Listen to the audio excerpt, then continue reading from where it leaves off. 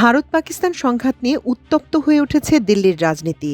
ইতিহাস বলে, ভারত ও পাকিস্তানের মধ্যে যে কোনো বড় যুদ্ধ বা সংঘাতের পর দিল্লিতে সরকার ও প্রধান বিরোধী দল মোটের উপর একসুরেই কথা বলেছে এবং একটা জাতীয় ঐক্যের বার্তা দিয়েছে।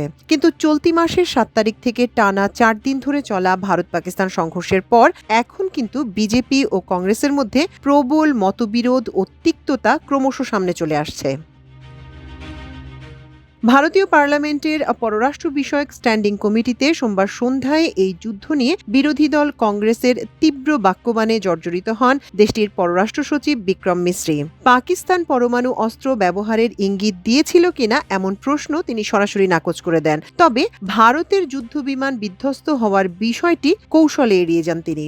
এ বিষয়ে ইতিবাচক বা নেতিবাচক কোনো মন্তব্যই করেননি মিশ্রি। তিনি বলেছেন, জাতীয় নিরাপত্তার কারণে এ বিষয়টি নিয়ে মন্তব্য করবেন না। তার বক্তব্য থেকে স্পষ্ট রহস্য রয়েছে যুদ্ধবিমানকে ঘিরে। এদিকে ভারতের পররাষ্ট্রমন্ত্রী এস জয়শঙ্করের প্রতি আক্রমণের পাল্লা দ্বিগুণ করে কংগ্রেস নেতা রাহুল গান্ধী আবারও বলেছেন, অপারেশন সিন্দুর পরিচালনার আগে পাকিস্তানকে সে সম্পর্কে আগাম তথ্য দেওয়ার বিষয়ে সরকারের ভূমিকা কেবল একটি ভুলই নয়, তা একটি অপরাধ।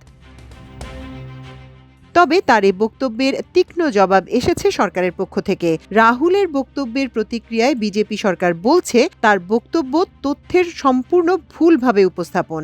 ভারতের কেন্দ্রীয় সরকার আরও বলছে, রাহুলের ভুল তথ্য উপস্থাপনের মাধ্যমে পররাষ্ট্রমন্ত্রীর বক্তব্যকে ভিন্ন খাতে নেয়ার ঘটনায় তারা অসৎ উদ্দেশ্যের গন্ধ পাচ্ছেন। তারা রাহুলের এই অভিযোগের সময় নিয়েও প্রশ্ন তোলেন।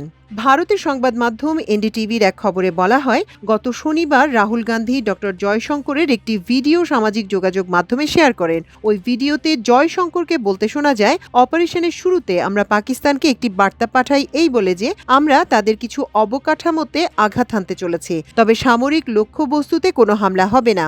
এই বার্তা দেয়া হয় এ কারণে তারা যেন এই প্রক্রিয়ায় নাক না গলায়। তবে তারা আমাদের ভালো উপদেশকে গ্রহণ করেনি।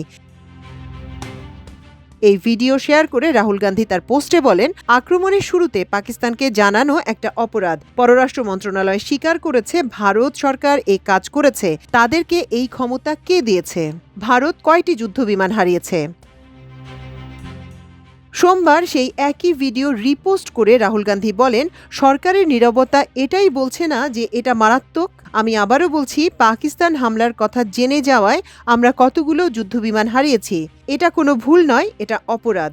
জাতির সত্য জানার অধিকার রয়েছে।